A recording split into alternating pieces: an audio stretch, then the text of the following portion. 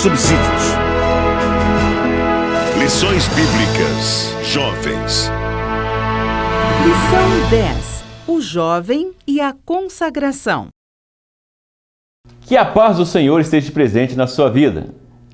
Muito bom estar aqui nesse nosso momento de encontro para refletirmos a respeito da palavra, a respeito das lições bíblicas para o jovem. E essa lição de hoje, o jovem e a consagração, é uma grande oportunidade para você, professor e professora, para você ter uma conversa franca com os jovens. Esse texto, Romanos 12, 1 e 2, é um texto bem conhecido, mas, a meu ver, as pessoas muitas vezes fazem uma interpretação equivocada desse texto. E os jovens, que são pessoas bem esclarecidas, são pessoas que no futuro serão os obreiros que irão conduzir a igreja, eles precisam ter um tratamento diferenciado na apresentação desse tópico, contextualizado. E eles estão vivendo hoje num mundo repleto de confusão, de conflitos, a respeito das ideias de como adorar a Deus, aonde adorar a Deus.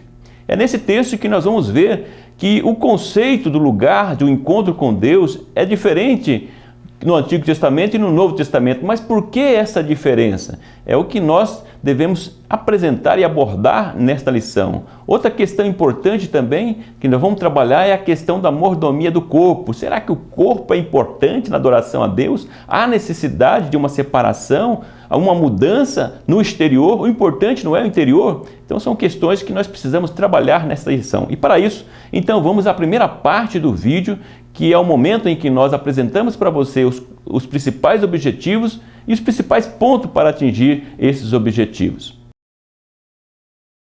O primeiro objetivo da lição é explicar a necessidade do cuidado com o corpo para a consagração a Deus. No Antigo Testamento, o conceito do lugar de encontro, de adoração a Deus, era o conceito do templo. O lugar onde Deus se manifestava e o lugar onde as pessoas deveriam ir para adorar a Deus. Nós vemos a história do povo de Israel, como que o povo se deslocava de vários locais distante para ir até o templo, para encontrar-se com Deus. Era o conceito. Mas nós vemos no Novo Testamento, e o apóstolo Paulo deixa bem claro isso, que o lugar de encontro, o conceito é outro, é o corpo como templo do Espírito Santo de Deus. E nesse conceito dessa lição nós vamos ver que não existe um momento específico que é o momento de ir ao templo, mas nós vamos ver que essa adoração, esse culto deve ser uma constante na vida do cristão. O oferecimento do corpo em consagração a Deus, separação a Deus de forma contínua, dia a dia. E quando eu falo sobre consagração, é em relação à santificação do corpo, à separação do corpo para Deus.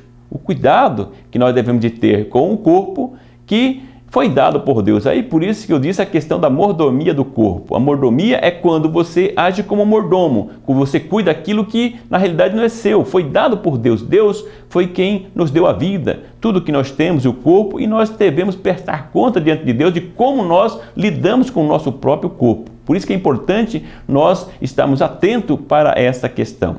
Outro objetivo é entender como se dá o processo da renovação da mente, que o apóstolo menciona nessa forma de você ter um pensamento, de você se aproximar a Deus de uma maneira diferente, a questão do culto racional. A mente renovada é uma mente que influencia o meio e não é influenciada pelo meio. Não é uma mente que toma forma do meio em que está inserido, mas é uma mente que tem vida própria, a vida do Espírito de Deus, e que influencia de maneira positiva o meio em que está inserido. Por isso que o cristão, em qualquer ambiente que ele está, ele deve influenciar o meio e não ser influenciado pelo meio, porque tem uma mente renovada pelo Espírito Santo de Deus. E é importante enfatizar, professor e professora, nesse tópico, que uma mente renovada, que uma mente santificada, não quer dizer que deve se isolar do mundo. É semelhante ao que Jesus colocou na sua oração em João 17. Não quero que os tire do mundo. Não é rejeitar as amizades, os ambientes em que você frequenta, mas é mesmo nos ambientes que você frequenta, você ter uma mente renovada e um exemplo, um testemunho de uma vida transformada pelo poder do Evangelho. Não é se isolar do mundo, é estar no mundo e fazer a diferença. Esse é um ponto importante nesse tópico da lição. O outro objetivo é entender como fazer a boa, agradável e perfeita vontade de Deus. Na sua lição não tem esse tópico.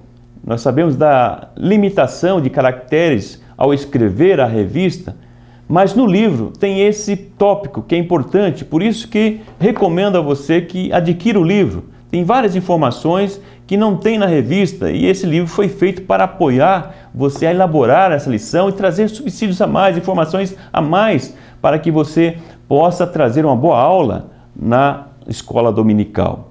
Com relação a fazer a boa, agradável e perfeita vontade de Deus, existe uma questão que, ao meu ver, é importante ser ressaltada, por isso que eu continuo comentando aqui com você e cito o livro, porque existe no nosso meio uma grande dificuldade das pessoas ao saber qual é a vontade de Deus. A palavra de Deus revela qual é a vontade de Deus. Essa é a vontade de Deus. Mas existe uma diferença entre você estar na vontade de Deus e estar na perfeita vontade de Deus. A perfeita vontade de Deus é porque na vida das pessoas Deus tem um projeto específico.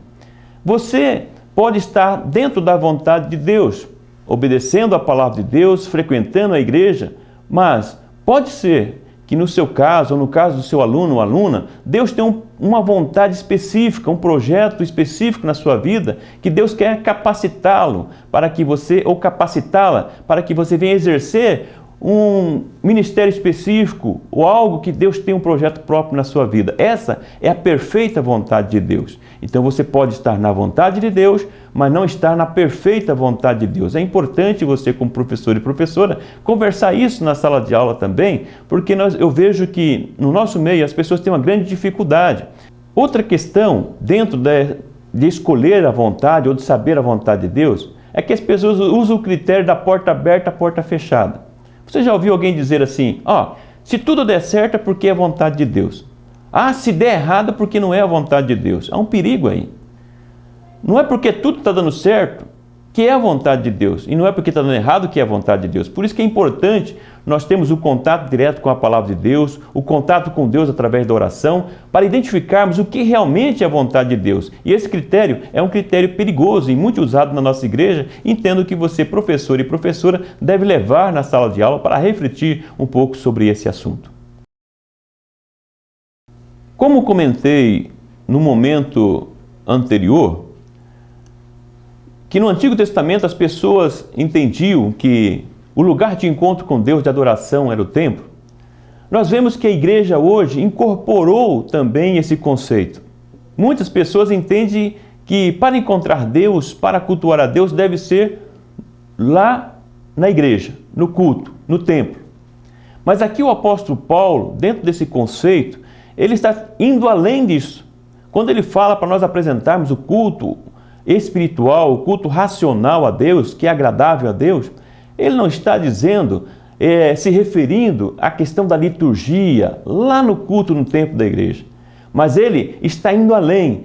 Ele está dizendo que esse culto espiritual, racional, que nós devemos apresentar a Deus, é um culto do dia a dia. Então, quando você vai um domingo oferecer um culto a Deus, na realidade, você já está iniciando a adoração do próximo culto do próximo domingo. O que eu quero dizer com isso? É que a adoração a Deus é contínua, não é somente na igreja, é no seu dia a dia, é lá na escola, é no trabalho, é na sua casa. Então o apóstolo está dizendo que nós estamos continuamente adorando e cultuando a Deus, e tem que ser de uma forma racional, que agrada a Deus, que é prazeroso para Deus. Se você, professor e professora, tiver consciência disso e levar os seus alunos e alunas a conscientizar-se que esse culto, o culto racional, o culto espiritual que agrada a Deus é um culto contínuo, então podemos nos dar por feliz, porque as pessoas certamente estarão andando dentro da perfeita e agradável vontade de Deus, porque estará cuidando constantemente, independente do lugar e da situação, procurando cultuar a Deus em qualquer dos seus atos, em qualquer das suas atitudes, porque em tudo, o salvo em Cristo Jesus, ele glorifica a Deus se fizer de coração e procurando agradar e procurando fazer a vontade de Deus.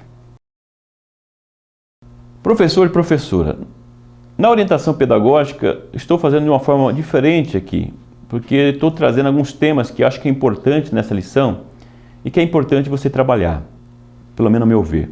Com relação à mordomia do corpo, é algo que acho importante nós trabalharmos nas nossas igrejas, porque esse assunto é pouco abordado.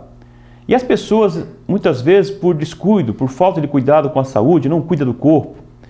E quando eu falo da mordomia, quando você recebe de Deus um corpo saudável, você deve cuidar e dar conta a Deus por isso. Vemos que muitas pessoas descuidam da sua saúde e vão à igreja muitas vezes pedir oração e colocando Deus como se fosse seu médico, como se fosse um médico empregado, que ele não cuida da sua saúde e Deus deve curar. Outra questão importante em relação a isso são, por exemplo, as cantinas que nós temos na igreja. Pouco se tem nessas cantinas de alimentos saudáveis, ou praticamente, ou quase nada, muitas vezes. As pessoas têm isso como algo desnecessário, não tem nada de espiritual. Ao meu ver, quando Paulo fala sobre essa questão do culto, o oferecimento do corpo como algo agradável a Deus, ao meu ver, tem muito a ver sim. Nós temos que cuidar da nossa saúde como algo espiritual também, do nosso corpo, daquilo que nós comemos. Então aqui é muito importante a questão da alimentação, exercícios físicos para nós conservarmos o corpo que Deus nos deu, um corpo saudável. E nós temos que prestar conta diante de Deus disso também. Então, ao meu ver, é um ponto importante a ser abordado na lição. A outra questão é o que eu já comentei dentro do próprio comentário do objetivo da lição, mas quero reforçar mais uma vez, que me preocupa, é a questão de saber a perfeita vontade, a agradável e perfeita vontade de Deus. O misticismo que muitas vezes cerca os crentes nas nossas igrejas, sobre essa questão da vontade de Deus. Às vezes, no namoro e muitas outras nos negócios, pessoas acabam agindo de uma forma que coloca Deus como se fosse um vidente, consultando muitas vezes de forma inadequada a Deus e procurando fantasiar para saber qual é a vontade de Deus. É algo que eu entendo que é importante você colocar na classe para uma discussão junto com os irmãos, porque eu vejo que isso está, de certa forma, impregnado nas nossas igrejas, essa dificuldade de entender qual é a vontade de Deus e as pessoas usando de talismã para identificar, muitas vezes até a própria Bíblia, abrindo a Bíblia em lugar qualquer para buscar a vontade de Deus. A Bíblia é para ser lida, é para o Espírito Santo falar contigo e não usar como um talismã, como um amuleto para saber a vontade de Deus.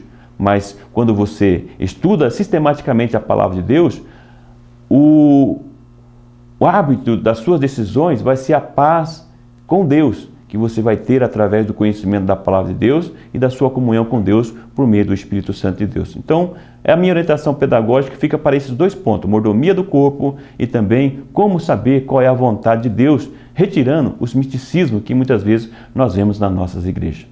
Reflita sobre essas considerações, porque eu entendo que vai ser importante e vai ser muito útil e creio que a igreja vai agradar-se desse ensino. Muito obrigado pela sua atenção. Que o grande e infinito amor de Deus, que a graça e a paz do nosso Senhor e Salvador Jesus Cristo, que a comunhão e a consolação do Espírito Santo esteja com você hoje e sempre. Muito obrigado pela sua atenção. Até o próximo vídeo. Até a próxima aula.